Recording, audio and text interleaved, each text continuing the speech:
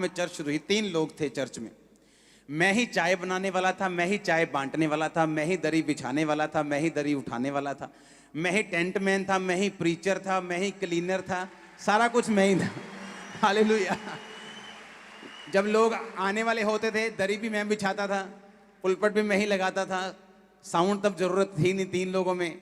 सारा कुछ, चाय भी मैं एक बनाता था, बिस्किट भी मैं लेके आता था, उनको पिलाता भी मैं ही था, उनको खिलाता भी मैं ही था, उनको प्रीच भी मैं ही करता। सुनो मेरी बात, परमेश्वर की सेवा जो है वो शौक से होती है।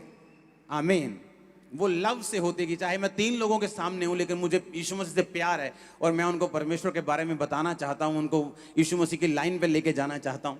तब क्या हुआ, 2007 में 8 में एक 10 बाय 10 के कमरे से जब चर्च शुरू हुई तो चर्च बढ़ गई। जब 27-28 लोग हो गए, ओवरफ्लो हो गया। बल्ले भी बल्ले, 28 अगर 27 से 3 लोग ज्यादा हो गए तो ओवरफ्लो हो गया। 3 लोग बाहर बैठे जी हॉल के। आज खंबरा चर्च ओवरफ्लो था, 3 लोग बाहर थे, ऐसा ओवरफ्लो था तब। सुनो, हालेलुया।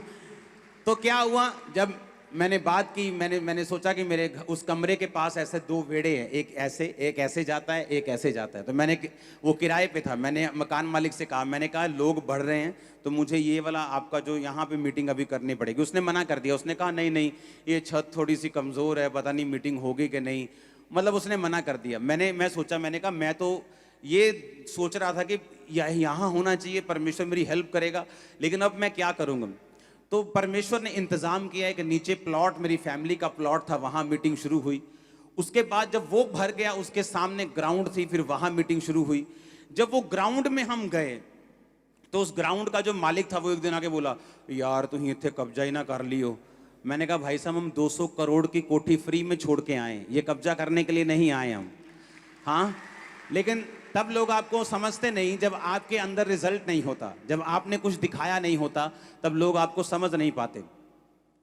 तब मैंने कहा ठीक है, हम ये जगह 1 महीने के अंदर अंदर छोड़ देंगे। हमने जगह फाइंड करनी शुरू की कि परमेश्वर कोई रेंट पे जगह हमें दे दे, कोई रेंट पे जगह मिल जाए, बड़ा प्लॉट मिल जाए, 100 मरले 150 मरले का रेंट पे। तो कोई रेंट पे देने के लिए तैयार नहीं था। तो एक डॉक्टर साहब हैं, उन्होंने अपना प्लॉट हमें ऐसे ही दे दिया कि आप यूज करो।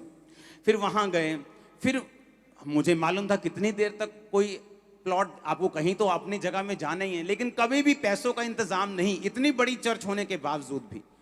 एक दिन जब मैं इंडिया के बाहर था तो वहां पे मुझे, जब मैं चर्च में गया तो वहां पे रूम के पैसे लगते हैं। मान लो एक रूम के वहां पे पैसे थे कि मान लो कि 80,000 रुपया एक वीक का, मान लो 2.5-3 लाख रुपया मुझे उस रूम के उनको देने थे।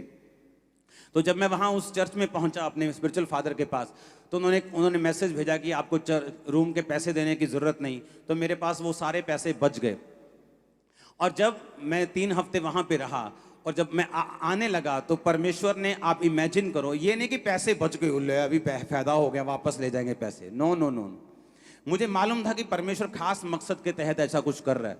जब मैंने, परमेश्वर ने कहा कि जितने डॉलर्स तेरे पास हैं वो सारे बो के जाने।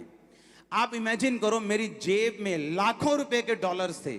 और जब मैं वहां फ्लाइट में लागोस से न्यू दिल्ली के लिए चढ़ा हूं, मेरी जेब में $1 भी नहीं था, सिंगल डॉलर। सारे डॉलर्स मैंने बो दिए। सुनो मेरी बात, अब मुझे कितने साल से हम ट्राई कर रहे थे। 2008 की मिनिस्ट्री चल रही थी, 8 निकल गया, 9 निकल गया, 10 निकल गया, 11 निकल गया, 12 में प्रवेश करने वाले थे, अभी तक चर्च के पास जगह नहीं थी। ये नहीं कि हमें चाहिए, बहुत ज्यादा जरूरी चाहिए, इसका मतलब ये नहीं परमेश्वर हमें दे देगा जब तक हम विश्वास के कदम नहीं उठाते। जब मैंने वहां पे एक बड़ा बीज बो दिया और इतना विश्वास के साथ कि परमेश्वर वापसी में अगर कोई काम पड़ गया तो तू जिम्मेवार है, मुझे, मेरी जेब में एक भी पैसा नहीं है, आया तो मैं लाखों रुपए के साथ का, तेरी जिम्मेवारी है। इमेजिन करो, जब मैं वापस आया, परमेश्वर ने इंतजाम बनाए।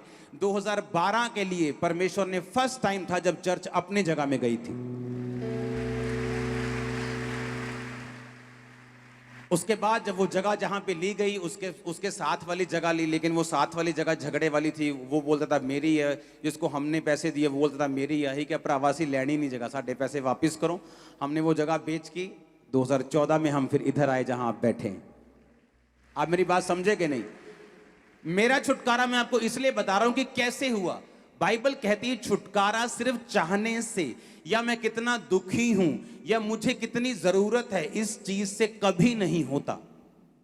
हमें विश्वास के कदमों को उठाना पड़ता है, हमें व्यभिचार छोड़ना पड़ता है, हमें पाप छोड़ना पड़ता है, हमें बोना पड़ता है, हमें टाइथ निकालना पड़ता है, हमें ऑफरिंग्स को बोना पड़ता है, हमें परमेश्वर को अपनी जिंदगी समर्पित करनी पड़ती है, हमें अपनी जिंदगी से डर निकालना पड़ता है। बहुत सारी चीजें हैं जो छुटकारा मायने रख, जिससे छुटकारा आता है। वो छुटकारा किस तरह आएगा वो